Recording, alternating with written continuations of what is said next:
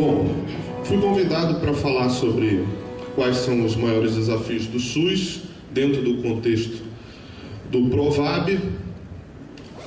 Agora está melhor, do Provab. Mas para se discutir o Provab, ou mais médicos, ou quer que seja política de saúde, primeiro nós precisamos entender qual é a situação atual do nosso sistema de saúde, o SUS. E aí sim podemos discutir se tem Provab, se mais médicos, se isso resolve a real raiz do problema do sistema de saúde. Para relembrarmos a Constituição, que está fazendo 25 anos, todo mundo sabe o artigo 196, diz que, aquela frase célebre, que a saúde é um direito de todos e um dever do Estado. Ora, com a Constituição criando essa determinação do seu artigo 196, ela diz claramente que o Brasil é o único país no mundo com mais de 100 milhões de habitantes que tem um sistema gratuito, universal, que paga-se para a população a mais baixo nível de complexidade ao mais alto nível de complexidade, para 201 milhões de brasileiros. E desses 201 milhões de brasileiros, 75% da população brasileira precisam e necessitam e utilizam o sistema público, enquanto um quarto disso utilizam a saúde suplementar. Ou seja, em números, 150 milhões de brasileiros utilizam o SUS. Falando em gasto em saúde, tudo que é gasto em saúde no Brasil, 42% é gasto público, 58% é gasto privado. Se colocarmos os dois gráficos, vemos que para 75% da população, para que nós tenhamos aquele artigo funcionante da Constituição, nós gastamos só 42% do gasto público. Em números, segundo o TCU, para 150 milhões de brasileiros, nós gastamos 158 bilhões de reais.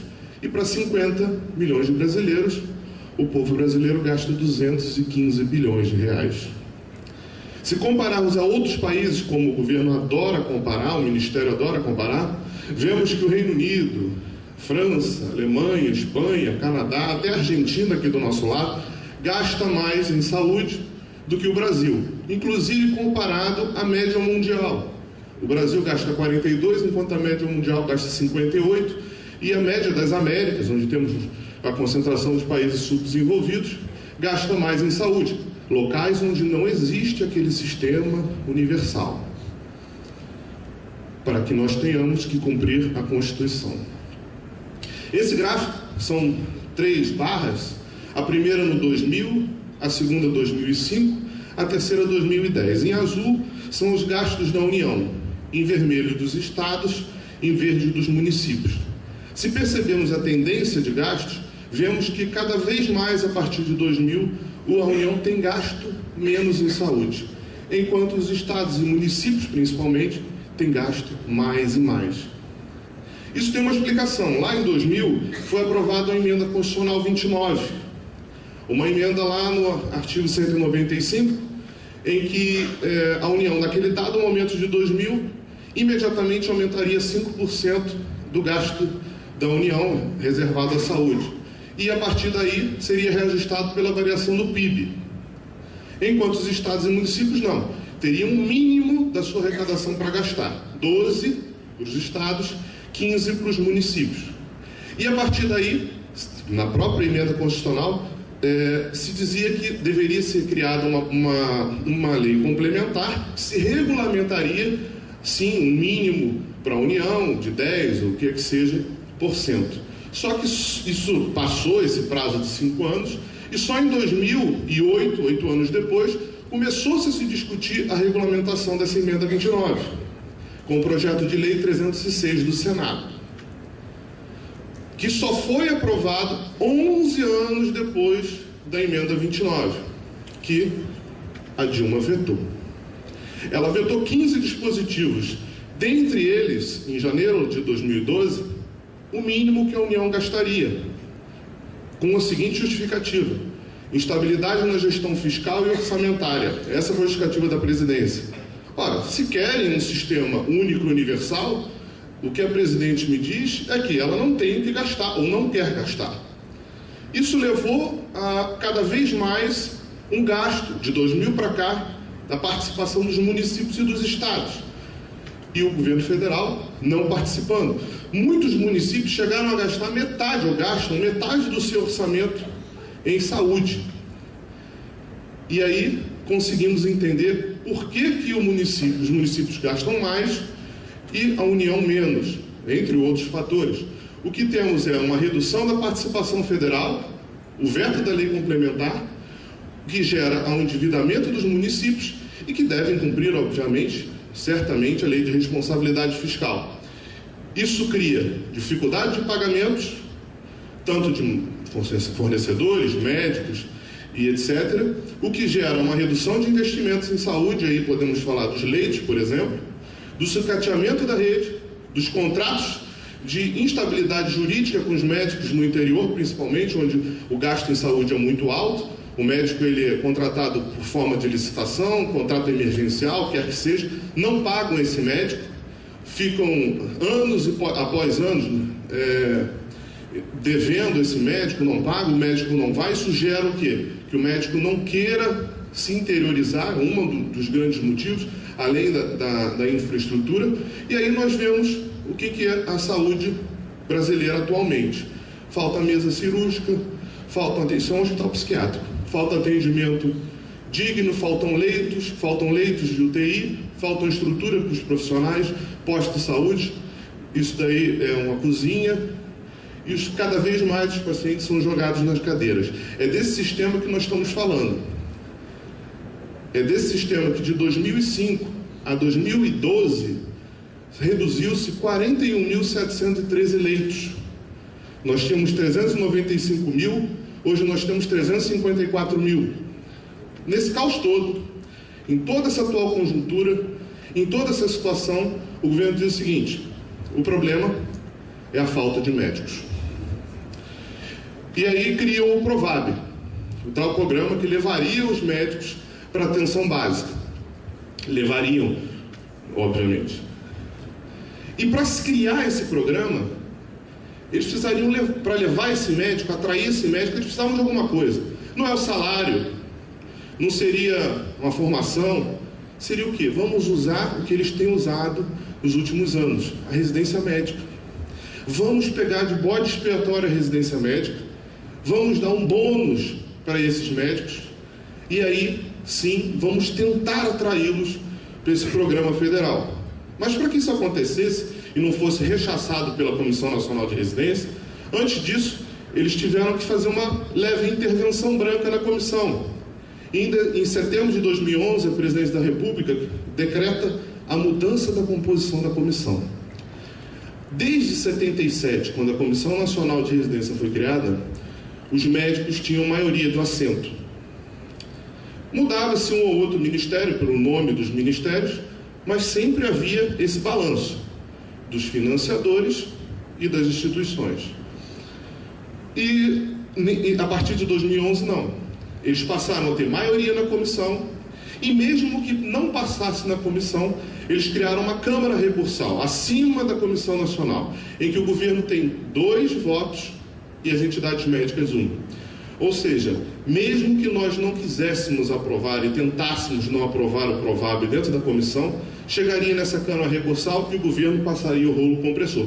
Como foi feito? Eu estava na reunião que se criou o Provab, não deixaram ninguém falar, os presidentes de comissões estaduais não discutiram o assunto e foi passado literalmente o rolo compressor e aprovado esse programa. Só que o tchan desse programa é o que está aqui embaixo, o pagamento de verba federal por esses médicos, obviamente em forma de bolsa, né? Como sempre um vínculo precário, mas o pagamento pelo governo federal. Pense só, o município tem um gasto astronômico em saúde. Vira o governo federal e fala o seguinte: olha, eu vou colocar médico aí na sua cidade e eu vou pagar. Qual prefeito seria contra? Nenhum. Daí começa a jogada do governo federal de tentar um apoio político para esse sistema. E a situação, obviamente, não melhora. O programa não decola. Tem vários problemas, inclusive nem médicos estavam inscritos nesse Provab. Muitas prefeituras pegavam esses médicos que já são da prefeitura e trocavam por provabianos, como eles gostam de falar. Então, na realidade, o gasto que era da prefeitura com esse médico passava só para o Ministério da Saúde. Não aumentava o número de médicos em cidades. E a situação cada vez piora. Em 2012, por exemplo, para vocês terem uma ideia, era liberado o crédito disponível para o Ministério da Saúde gastar com o que ele quisesse, 93,45 bilhões de reais, segundo o TCU. Isso é uma apresentação do Tribunal de Contas. Só que o governo só gastou 68 bi. Ora, se a União, como nós já vimos, já gasta pouco, e esse pouco está no 93, e ele só gasta 68, deixa de gastar 9 bilhões porque simplesmente não criou nenhum projeto. E além disso, outros 8 bilhões, somando então 17 bilhões, 27% do orçamento do Ministério não foi gasto, porque não foi colocado como restos a pagar sem um objeto declarado. Ora, além da União participar pouco, ela deixa de gastar 17 bilhões, ela cada vez mais engessa, assola os municípios e os estados, e aí começa a cair o mundo. Brasil é o 108º em aprovação em saúde, segundo a ONU, de 126 países. A União, comparada a outras pastas, gasta pouco em investimento, só investe 2,6 bilhões em saúde, enquanto a defesa gasta 5, que tem um orçamento muito menor, o transporte gasta 5,4, que tem um orçamento muito menor. Se investe pouco em saúde. Segundo pesquisa do IBOP, próximo a junho, 74% desaprovavam a forma como a presidente tratava a saúde brasileira. E aí tem as manifestações de rua em junho. Dos 5 pontos da manifestação de junho, um era saúde. E o povo não foi à rua falar, olha, eu preciso de mais médicos. O povo queria saúde. E a presidente vai na televisão e diz o seguinte: vou trazer médicos estrangeiros, vou resolver o problema da saúde. E criam mais médicos. A pergunta fica: esse mais médicos resolve? Esse slide é do Ministério da Saúde, que eu peguei emprestado, vamos dizer assim. É um slide que eles apresentam em todos os lugares. Todas as comissões, tudo que eu participei discutindo com mais médicos e o Provab, eles colocam esse slide. Eles dizem o seguinte, pela numerologia deles, eles são numerólogos, que o Brasil tem 1,8 médicos por 1.000 habitantes. E outros países, como Estados Unidos, Reino Unido, Austrália, tem mais. Então isso prova que falta médico, e aí vai resolver o problema se tiver mais médicos. Mas se compararmos com os gráficos de tendência, vemos que a população médica brasileira, de 1970 para cá, cada vez cresce e cresce mais. Reparem. E o gráfico demográfico da população brasileira é esse, é quase um steady state. Ele vem subindo aos poucos. Compare como é o gráfico da população médica. Ora, se nós considerarmos esse 1,8, que está defasado, segundo o CFM, agora em agosto, diz que é 2 médicos por 1.000 habitantes, nós estamos muito próximos dos Estados Unidos. Mas se para o governo médico por 1.000 habitantes significa saúde, então nós temos uma saúde pública próxima dos Estados Unidos. Nós temos uma saúde muito próxima do Reino Unido. Será? Será que ampliar o número de médicos resolve o nosso problema? Será que o número de médicos por habitante é um índice de avaliação do sistema de saúde? Tão complexo que é se avaliar um sistema de saúde, será que se dizer, olha, 1,8, 2, isso significa que está bom ou se está ruim? Olha, se nós pegarmos um outro gráfico do Ministério, vemos que o Rio de Janeiro, a média do estado, tem 3,44 médicos por 1.000 habitantes. São Paulo, 2,49. Distrito Federal, 3,46. Não estou falando da capital, estou falando do estado. Se compararmos a esses países, nós temos um médico por 1.000 habitantes maior do que eles. Então a saúde pública no Rio de Janeiro é melhor do que nos Estados Unidos? É melhor do que do Reino Unido? É melhor do que do Canadá? Do Distrito Federal também? De São Paulo também? Olha, se compararmos em 1980, nós tínhamos 1,15 médicos por 1.000 habitantes. Hoje nós temos 2. Significa que o Brasil hoje é 2 vezes melhor em saúde pública do que em 1980? Será? Isso aqui, como o professor Hélio colocou, é o projeto de lei 65 do deputado Arlindo Chinaglia, do PT de São Paulo, em que ele lá em 2003 pedia que se proibisse criação de novos cursos de medicina e ampliação de vagas. Só que o mais interessante desse projeto de lei é a justificativa que ele dá.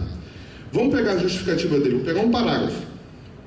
Nesse parágrafo, do deputado Arlindo Chinaglia, líder do governo no Congresso hoje, ele diz o seguinte: o Brasil já tem uma relação de médicos por habitante acima do índice recomendado.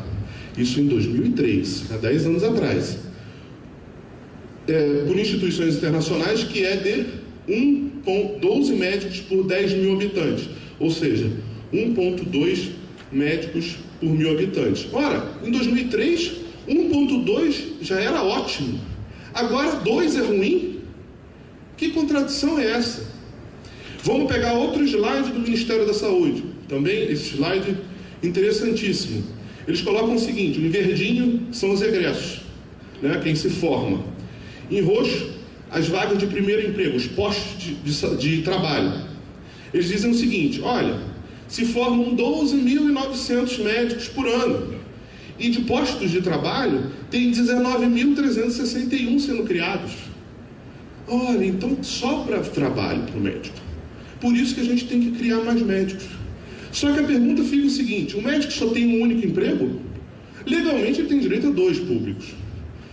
Aí vamos fazer o seguinte, vamos fazer a mesma numerologia que eles gostam de fazer. Não são 12 mil que se formam, mas vou acreditar que são.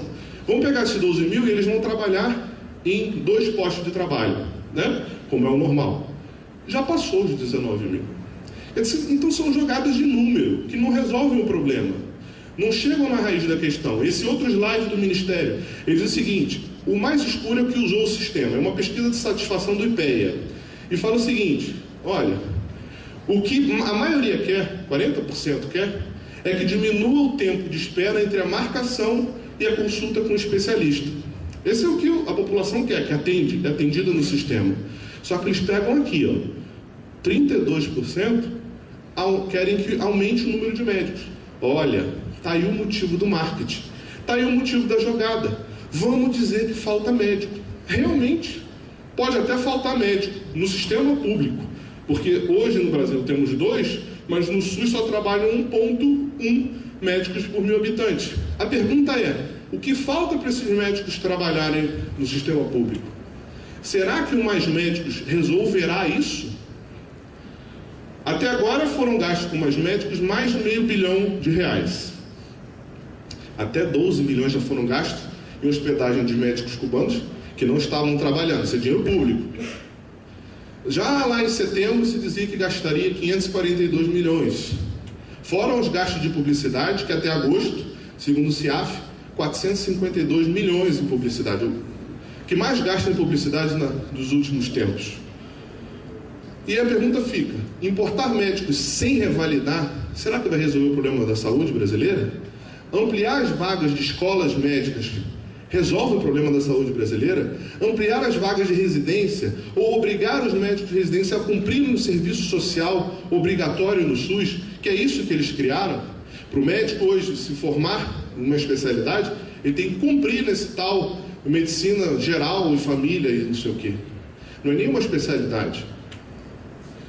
Será que vamos aumentar esse número de médicos com mais médicos no sistema público? Ora, até agora não. As prefeituras têm recebido os médicos e demitidos eles, colocados outros, os médicos do Mais Médicos, ao invés dos médicos das prefeituras, o que é explicável. Lembre que as prefeituras estão assoberbadas de dívidas.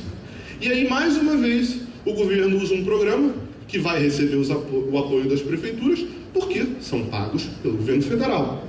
É uma troca. Saem os médicos das prefeituras, entram os médicos pagos pelo Ministério. Com, sem revalidação, se é estrangeiro, se não importa. O que importa é que é pago pelo governo federal. E aí eu perguntei: esses médicos, eles estão indo onde precisa? Eles estão indo lá no interior do Mais Médicos, que é o que eles dizem? Esse mapa eu tirei do site do Ministério da Saúde. Esses triangulinhos são os médicos do Mais Médicos. Reparem que eles seguem a mesma distribuição dos médicos brasileiros e da população. Uma distribuição litorânea, próximo às capitais. E importação de médicos? Qual a gravidade dessa importação? É bom? Está funcionando? É assim que deve ser? A slide também é mais um do Ministério. E eles botam lá a setinha azul para vocês verem o que eles querem mostrar. Eles querem mostrar essa coluna aqui, que no Brasil só tem 1,79 médicos estrangeiros, enquanto nos Estados Unidos tem 25, na Inglaterra 37, na Austrália 22, no Canadá 17. Os brasileiros são xenofóbicos. Os brasileiros não querem os médicos estrangeiros. A pergunta não é essa. A pergunta é: os médicos são importados por esses países? Ou eles vão porque eles querem? Porque lá é bom para trabalhar? Porque lá o mercado é bom? E outra, quando eles chegam lá, eles são automaticamente incorporados ou eles são revalidados? Tem que fazer prova, tem que ter proficiência de língua. Nos Estados Unidos tem que fazer o SMLI e tem que ter a proficiência da língua. Na Inglaterra, a mesma coisa, a proficiência da língua. Na Austrália, a mesma coisa, a proficiência da língua. E no Canadá, a mesma coisa. E no Mais Médicos? No Mais Médicos, não precisa revalidar. No Mais Médicos, não precisa ter uma tradução juramentada do diploma. No Mais Médicos, não precisa ter proficiência da língua portuguesa, não precisa saber falar português. No Mais Médicos, se facilita a fraude. Segundo a Polícia Federal, na Operação Esculápio, 41 pessoas foram presas porque falsificavam diplomas. Antes, no Brasil, para você entrar no Brasil como médico, você tinha que ter o selo do consulado, a tradução juramentada do seu diploma, a proficiência da sua língua, revalidar o seu diploma ou pelo revalida pelas universidades e ainda registrar tudo isso no CRM. Hoje, com Mais Médicos, você só precisa ter o selo e o registro do Ministério. Se com um pouco nós já temos fraude no revalida, na revalidação, que a Polícia Federal pegou, imagine com 15 mil médicos importados dessa maneira. Começa a mentira que o ministro Padilha, em todo momento, todas as comissões, ele diz o seguinte: eu não quero trazer médico cubano, eu quero trazer médico português, espanhol, esses médicos que são desempregados lá na Península Ibérica. A Ordem dos Médicos de Portugal, a qual eu tive o prazer de conversar com o seu presidente, diz o seguinte, que a proposta do governo brasileiro, ela é perto da escravatura. A própria WMA, Associação Médica Mundial, condenou essas políticas que não utilizam a revalidação do diploma para trazer esses médicos estrangeiros. E o que vem são médicos aposentados. Bom, eles não conseguiram importar. Eles não conseguiam trazer esses médicos portugueses. É óbvio que eles sabiam que eles não queriam trazer. E aí eles trouxeram o que realmente eles querem. O mesmo programa da Venezuela, bairro adentro, da Vice-Ministério da Qualidade Social, que é trazer os médicos cubanos. E aí eles chegam felizes da vida, balançando a bandeirinha de jaleco no Brasil. Claro, lá eles ganham $20 por mês. Se eles forem especialistas, $100 por mês. E aqui eles têm direito até a iPad. Eles não têm acesso nem a LCD. Claro que eles ficam felizes. E para que se pague esse programa, foi criada uma situação totalmente anacrônica.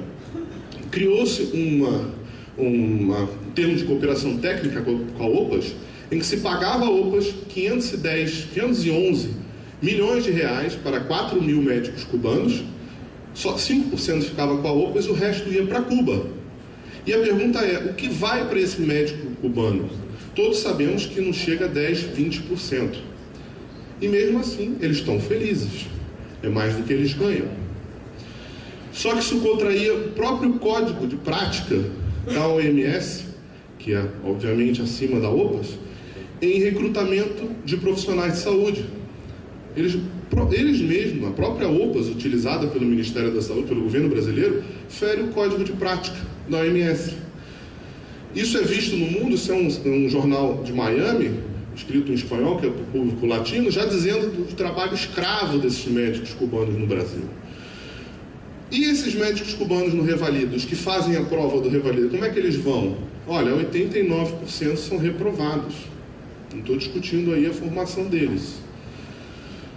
E o mais interessante, segundo a Folha de São Paulo, agora, de semana passada, o Mais Médicos vai virar Mais Médicos Cubanos, porque chegam a 81% o número de médicos cubanos no Mais Médicos com essa próxima chamada. E com o Revalida? O que aconteceu com o Revalida? Olha, o Revalida ficou paralisado até a aprovação do Mais Médicos, e depois que foi aprovado e sancionado pela presidente o Mais Médicos, aí eles dão a resposta. Olha, dos 1.595 inscritos, só 9,7 passaram na primeira fase. E a Folha pegou o seguinte, olha, de 48 que fizeram a prova do Mais Médicos, 48 foram reprovados. E eles estão no Mais Médicos atendendo.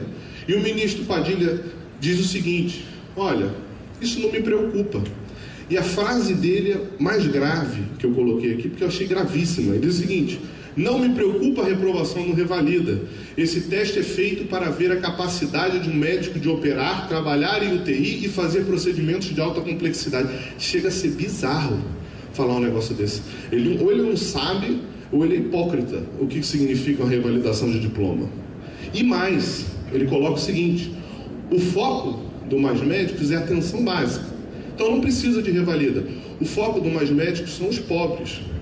Então não precisa de revalida. Até porque eles têm 3 semanas para serem avaliados rapidamente. Só um foi reprovado. E tem supervisão permanente, a quilômetros de distância, locais que não tem telefone para se falar, né? Obviamente não tem como fazer supervisão por telefone. E aí a gente gera o que nós já vemos aqui na imprensa e na internet, amoxicilina uma vez ao dia, mandar para o clínico o cara que tem hipertensão, mandar para a emergência um pé diabético só porque está com hiperglicemia, prescrever amoxicilina de 8 em 8 horas por 8 dias. É isso que nós vemos.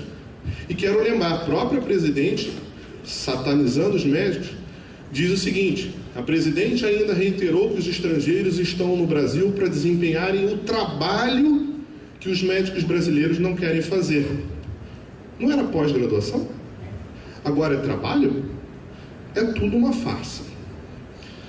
Na realidade é um jogo de mentiras para tentar enganar a população e é real problema da saúde brasileira, colocando a culpa na falta de médicos. Muito mais fácil. Eles investem pouco em saúde para um sistema que deveria ser universal, segundo a Constituição. Eles deixam de gastar 17 bilhões de reais do seu orçamento, eles vetam a maior participação da União e sobrecarregam os estados e municípios.